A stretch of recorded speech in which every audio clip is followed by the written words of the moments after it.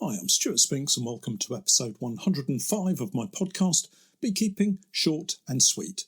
This week, I'm in full inspection mode as we work our way through the hives and see how they've fared, start adding supers and carry out some vital disease inspections.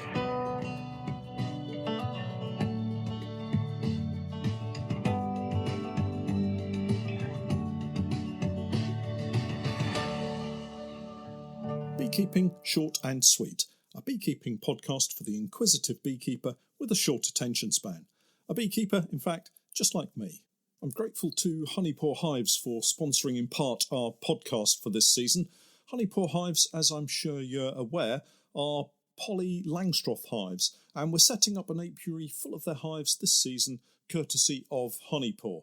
Check out their range of hives and other equipment on their website, and I'll leave links to all of the websites in the show notes as usual. Honeypore Hives, designed by beekeepers for beekeepers. Firstly, a very happy Easter to you all. We're off and running with the new season in what are very difficult times for everybody, and I hope that you're all able to stay safe and taking care of each other. It has to be said that for me, the current coronavirus situation hasn't really affected what I do terribly, and I'm very grateful for that. I'm still without my usual team of unpaid helpers though, Steph and Pete. All of us are trying our best to maintain social distancing and not travelling unnecessarily. That means Pete is left in the workshop doing all the essential building work, while Steph is helping out with social media posts while I'm out on the bees. And what a first week of inspections it's been. It's all too easy to get carried away with early season inspections, but I have to say most colonies have come through the final stages of spring looking in really fine condition. To start with though, the bad news.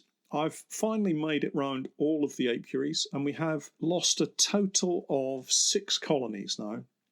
I don't anticipate losing any more as winter losses, so we ended up with 70 colonies to start this new season. It's interesting to see where the losses have come from and reflect on what I could have done better last season to bring more of them through. That's not to say I'm hugely disappointed with the end results.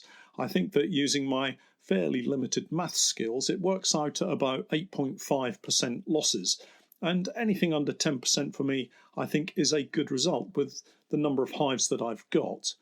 Obviously, if you only have a couple of hives and you lose one, it rather skews the percentage losses, having to say that you've lost 50% of your colonies. It doesn't really reflect the numbers fairly, I think. I should probably give up and find something else to do if I lost 50% of my colonies now, but let's not tempt fate. So what have I learned from my losses this time round? After all, it's not something to deal with and move on without pausing to think about what I could have done differently to avoid those losses. Even if you have just 2 colonies and lose one, I would definitely suggest having a think about why they were lost and how you can improve the situation this year. The colonies that I have lost fall into 2 unique categories, failing queens and beekeeper error. The colonies have either died out or are currently failing, and those that have died did so because they starved. At some point, the food stores they had ran out, and the feed I gave them wasn't enough, or as you may have already seen on my videos, I somehow managed to block their access to the feed and starve one of the nukes. The failing colonies are all drone-laying queens, and some of these I had rather anticipated late last year. Let me explain. All of the failing queens were very late emerging virgin queens last year, looking back at the records mostly around mid to late September. So my best guess as to why they failed is probably down to a lack of drones to mate with at that time. Virgin queens need a plentiful supply of drones to be able to secure successful mating. It really is survival of the fittest, and these virgin queens need a strong group of drones to fly with so that only the very fittest mature drones are able to mate with them. If there are only immature, weaker drones available and the queen mates with those, she doesn't really have the luxury of going back out post-mating to give it another try, so to speak. Once mated, that's it. She's got to use whatever sperm she's been able to store, and for some, that may not be much, if any, at all. All of the mated queens from these failing batch were producing worker honeybees late into the autumn, so they did manage to get partially mated. The problem comes now when they have either run out of sperm or developed some kind of blockage or other physical problem that prevents them from being able to fertilise eggs. Remember, workers and queens come from fertilised eggs, drones come from unfertilised eggs. So if you suddenly find only drones in the colony, the best guess answer you can make is that the queen has a problem in fertilising her eggs. So where does all this leave me in trying to prevent a similar scenario from happening again later this year? Well, firstly, I can take more care in feeding fondant to my bees and not make any of these silly mistakes in preventing access to the fondant. That's a really simple fix on the face of it. Just as an aside, I did notice quite a lot of colonies were very much on their last crumbs of food last week. If we hadn't had such a mild winter and warm spring, I think I may have had to feed a lot earlier and for a lot longer.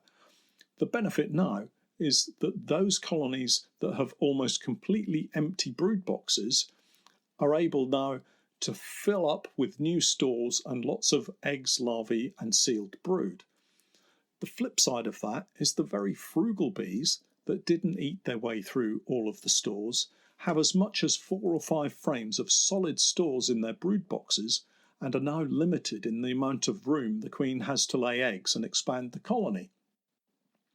Those colonies I'm working my way through and removing several frames of stores and giving them fresh frames of foundation. The colonies all look really healthy, so I can save these frames and use them in nuke boxes to supplement any splits or swarms at a later stage, but more of that in another podcast. It's interesting to see just how colonies differ in the amount of food they work through over the winter period, and something I really should pay more attention to. Another item for the jobs list, data gathering for overwintered food stores. But let's now consider the drone-laying queen colonies in more detail and how to prevent this from happening this year. The overriding similarity between colonies that have drone-laying queens is the lateness of mating. They're all new queens that emerged late last year. There were no older queens that had simply come to the end of their natural life and run out of sperm due to old age. Another good reason for keeping accurate records and marking queens with the correct colour. Anyway, the answer here is simple. It's also one that I seem to really struggle with. Don't try to overwinter colonies that are not headed up by a successfully mated queen after the end of August. I'm now running enough colonies to have all of the boxes filled with bees by the end of August and settling down for the autumn and winter, and there's no need to attempt to keep those odd colonies that seem to want to have new queens in September. Better all round to simply unite colonies together and give the combined larger colony the better chance of survival. So you could argue that all of the winter losses were down to me and not due to any other more natural causes. At least I managed to keep the mice out of all the colonies this winter, so there were no nasty surprises this time round. With winter losses out of the way, I can now focus on getting colonies settled into the new spring season and looking to manage the early season swarming that inevitably starts around now. Of all the colonies inspected this week, I only found one colony with queen cells containing larvae and another with a couple of queen cells with eggs in. Quite a number of others had started producing rudimentary queen cups. Those are the little cups that look a little bit like acorn cups. These I don't class as queen cells until they have something in them. Up until that point, they're classed as rudimentary queen cups. I expect the next round of inspections will reveal a lot more colonies building rudimentary queen cups and starting to develop them as queen cells. The inspections generally went really well. Just one sting on the finger, which was my own fault. Oh, and one sting on the ankle, which was down to grumpy bees. I appear to have just one very defensive colony. By that I mean they greet me as I approach the hive and keep my smoker occupied until I get back into the truck. This colony is top of the list for requeening and needs to be moved as it's currently in the drone donor apiary at the queen rearing site, and I really don't want those traits being passed on to any other colony. Thank you very much. There's enough to do in an apiary each time without having to constantly fend off persistently defensive bees. This colony will be the last colony in the apiary to be inspected next time, and it's worth noting that if you have a colony that's obviously the grumpiest, it's wise to leave them undisturbed until you've been through all the others. If not, you'll find they'll follow you from hive to hive, and it will appear all of your colonies are grumpy, when in fact it's just the first one that you looked at. Of course, it may also be true that all your colonies are grumpy, and you need an urgent requeening program, but that's an entirely different proposition. All of the colonies on the oilseed rape site have a minimum of 2 supers on where they are needed. I do have a wide range of colony strengths, and some just don't need supers at all as yet. Remember also that some of these colonies are nukes transferred across to full-sized hives, and some of these are not getting supered just yet either. The crop here is suddenly in full bloom. I'm not sure why it surprises anyone, as we all know how it goes, but every year I find myself open-mouthed and wondering how it suddenly flowers so quickly. The bees will definitely be enjoying the flush of pollen and nectar, and with the warm weather set for most of this Easter weekend, I'm sure the inspections will show some excellent results. I'm back on Saturday to inspect again, so I'm quite excited to see how they're progressing. I recorded a video as I arrived at the field last week to drop some boxes off. There were 2 peacocks in the middle of the road having a bit of a standoff. They didn't seem at all bothered that I wanted to get past in the truck, and just continued to watch each other closely in case one of them made a sudden move. It was quite comical, really. Hopefully I'll post the video soon. It's only about 20 seconds long or thereabouts, but it was quite a surprise to see them in the middle of the road. At the other sites, everything is nice and steady. Without the huge flow that you get with oilseed rape, things appear a little more controlled. I've added at least 1 super to most other colonies, and I should say, yes, I've also added queen excluders.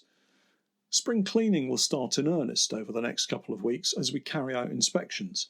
It's one of the easiest jobs with the wooden hives, as it's a quick scrape and a waft of a flame, whereas the poly hives will need water heating up and a quick scrub. It's not a major issue, but it does need planning. Thank goodness Pete is in lockdown at the workshop. This is a really good time of the year to check for foul brood diseases, American foul brood and European foul brood. You'll hear them referred to as AFB and EFB respectively. The reason it's a good time is there are generally less bees in the brood box than at the height of the season, and it's therefore easier to shake the bees off the combs and inspect the brood. It doesn't take long and will go a long way to make sure all your colonies are in prime health as you go into the summer. It's an opportunity also to spot wax moth and other brood issues such as chalk brood and sack brood. A good spring clean and the colonies are set fair for the summer.